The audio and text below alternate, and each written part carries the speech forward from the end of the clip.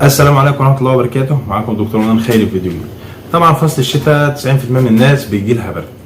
طبعا جزء كبير من الناس دي بيكون شغال ومش عايز حاجة ياخدها للبرد تنيمه او تأثر على الفوقان بتاعه.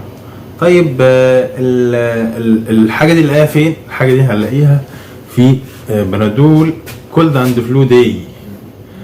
ده يا جماعة المادة الحساسية اللي فيه او مضاد الحساسيه اللي فيه ما بيسببش نوم، ما بيأثرش على الفوقان.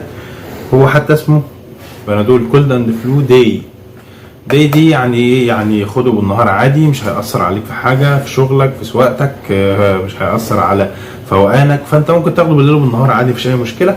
بس هي الفكره فيه ان هو زي ما قلنا مش هيكون زي ادويه البرد الثانيه، الكونجستال، الباور كابس، الحاجات اللي هي بتأثر على فوقان وتركيز الإنسان. فممكن تاخده 3 مرات في اليوم عادي، مش أي مشكلة، بس خده بعد الأكل. هيكون مفعوله كويس جدا لأعراض البرد والزكام والإنفلونزا، وخافض حرارة ومسكن فعال وكويس خالص، وسعره برده كويس.